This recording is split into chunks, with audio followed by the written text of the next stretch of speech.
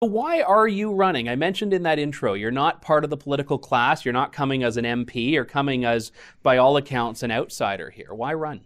Well, truly, Andrew, I think it's because I want the Canada that I grew up in and the opportunities that I had to be there for my children. And I wasn't happy with the direction that the country was going in. And I thought, instead of complaining about it, why not do something? You're clearly educated, you're accomplished. Why go directly to trying to be prime minister, though? Well, the opportunity came up, and I think that my skill sets, given the various things that I've done in my past, I think that they're well suited for the needs of our country at this present time.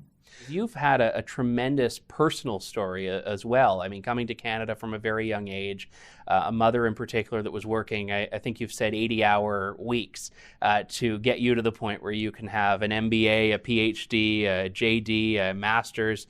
Was that experience, in your view, something that you think is still viable for Canada? If the 5-year-old version of yourself were to come to Canada today, do you think that could be replicated?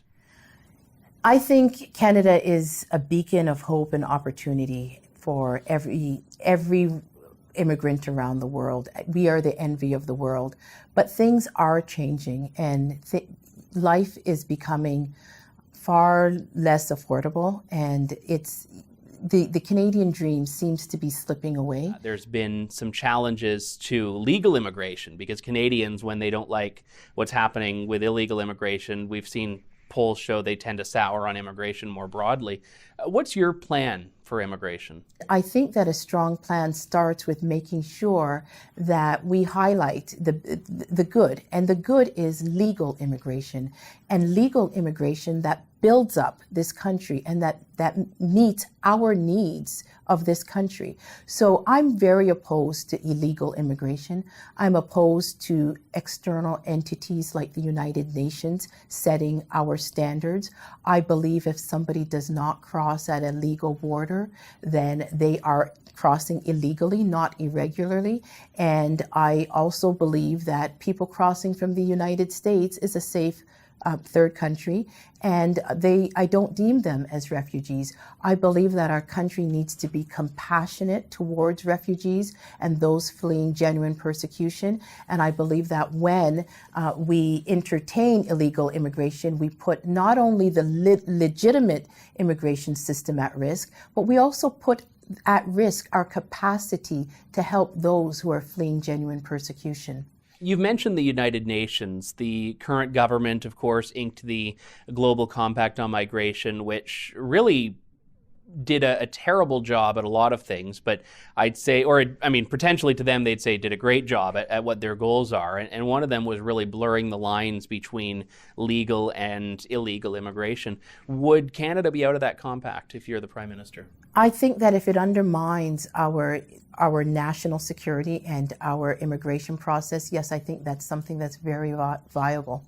One of your several degrees, I mentioned them earlier, is in environmental studies. And I know that on certainly the current government's track, there tends to be this belief that you can tax your way into fixing the environment, which I think everyone in the leadership race agrees is not the way to go about it. Where do you think the Conservatives need to go on the environmental issues? So my platform is that essentially I want to ensure that Canadians have clean air, clean water, and uncontaminated soil.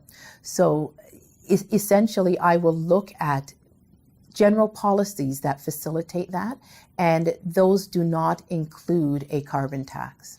Let's talk about the election itself. If you're the leader of the party going up against Justin Trudeau, this is a guy who, despite many hitches on his campaign, despite a lot of policy failings in the last couple of years in particular, managed to win. Despite Conservatives getting the majority or the plurality of votes, Justin Trudeau won the election and has a mandate. Now, you've said that you aren't going to go the road of trying to trigger the downfall of the government right out of the gate. You're going to take a bit of time there.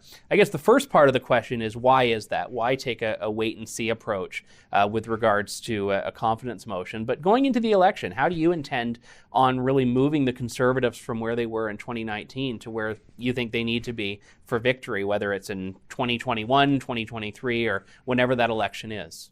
Well, I take seriously the input of the members, and I know that we have a convention coming up, and we're going to be under new leadership. And so I think it's very important to hear from the members as to what the direction of the party should be and some policies. And so I think that rather than pushing for no confidence votes, hearing from the members and getting time, giving the base time to even make sure that they have strong candidates and to run nominations, I think that's a very important process.